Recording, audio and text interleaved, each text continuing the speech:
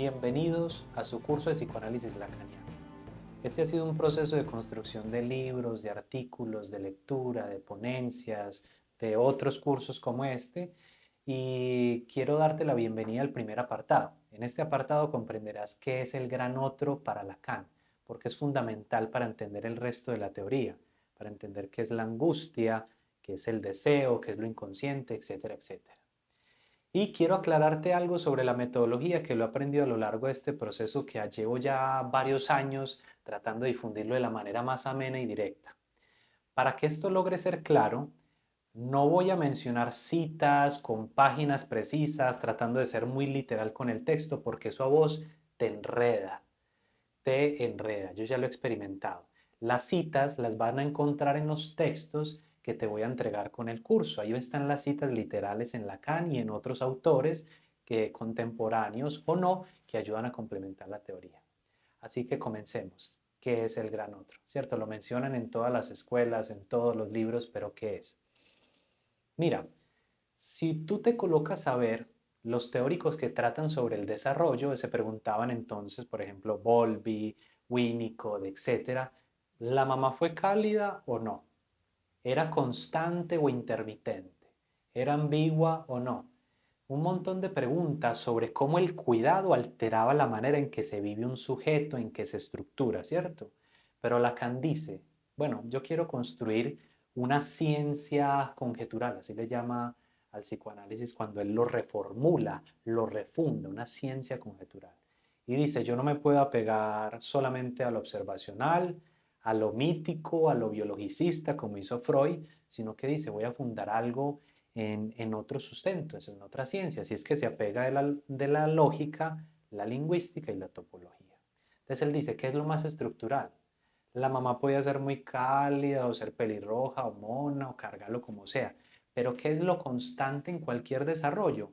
Y es que la lengua no la aprendemos sola, sino gracias a alguien que nos acompaña, ¿cierto?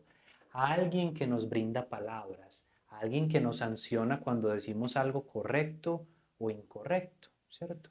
A ese lugar simbólico que se empieza a conformar en uno, en el infante, a ese lugar del cual proviene, digamos, la palabra, los significantes, Lacan le va a llamar el gran otro. Y por eso ven que lo coloco en una relación de superioridad con ese sujeto que está comenzando a formarse. ¿Sí lo ven? Y de hecho Lacan lo escribe con mayúscula, escribe autre, ¿cierto? Otro en francés, lo escribe en mayúscula porque en un primer momento de la vida ese lugar goza de cierta omnipotencia, como si lo supiera todo, como si es el único que sabe qué es lo verdadero o no. Entonces, ¿qué pasa en ese lugar? Cuando el niño habla, ese lugar hace de testigo. Si tú dejas al niño en una selva rodeada de lobos, pues ahí el lenguaje no tiene un testigo humano. Entonces Lacan va a llamar a ese gran otro testigo, ¿cierto? Esa palabra es fundamental para que entiendan algo ahorita. Y a ese lugar el infante va a buscar la garantía de la verdad. Es decir, ¿qué es la verdad? Lo toma como testigo de lo que es verdadero o no. Cuando el niño pregunta, ¿qué es eso? Está preguntando, ¿qué es la verdad de eso? Papi, eso es el cielo, ¿sí? Eso es el amor, eso es mamá, eso es tu nombre, eres bello, eres hermoso. Cualquier enunciado, el niño confía que eso es verdadero. Va a ir a buscar constantemente allí qué es la verdad. Y eso lo llama así en el seminario 16, en el 10, en otros. Lacan al gran otro lo va a llamar el lugar donde se va a buscar la garantía de lo que es verdad o no, ¿cierto? Entonces entendemos de entrada que para Lacan la verdad no es algo que sale espontáneamente de la conciencia del sujeto, es decir, el niño aislado y se entera de que es la verdad, no, siempre hay un testigo, ¿sí? Y por último también le llama el tesoro de los significantes, porque de allí le van a informar cuál es la estructura, la semántica, la gramática de su lengua en particular, ¿cierto? Entonces, ese gran otro sí ven todas las funciones que logra cumplir. En un primer momento de la vida, los que primero encarnan esto son mamá y papá.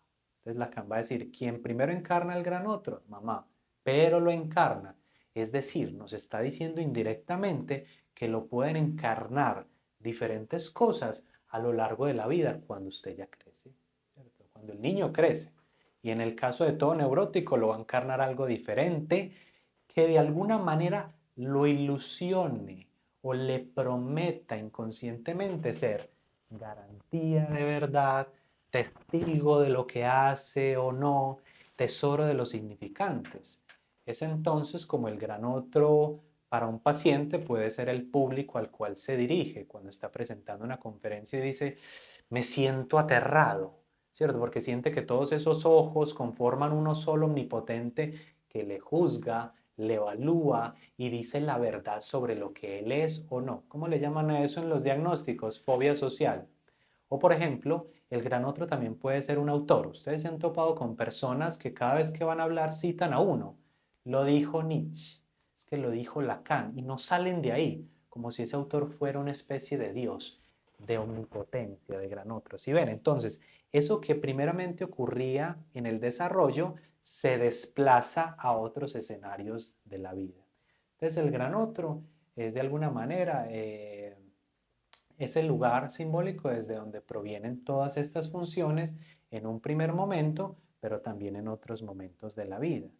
Y hay algo muy, pero muy importante, y es que el niño no solo se pregunta por las cosas. ¿Qué es esto? ¿Es un edificio? ¿Eso es un perrito? ¿El perrito está bravo? ¿Eso es una más? No, también se va a preguntar por él mismo. Se va a preguntar, ¿yo qué soy? ¿Cierto? Y el gran otro siempre le va a responder, tú eres mi hijo, eres lo que yo más amo, eres un gran estudiante, eres un tesoro para esta familia, ¿cierto? Es decir, le va a dar un montón de respuestas a esa pregunta. Pero antes de llegar a eso, vamos a tratar de pensar en el primer apartado cómo surge la pregunta por el ser, porque esa pregunta es la que va a dar origen a toda la estructuración de un sujeto. ¿Cómo surge en un sujeto? La pregunta por ¿qué soy? ¿Quién soy yo? Entonces, les mando un abrazo y nos vemos en el siguiente.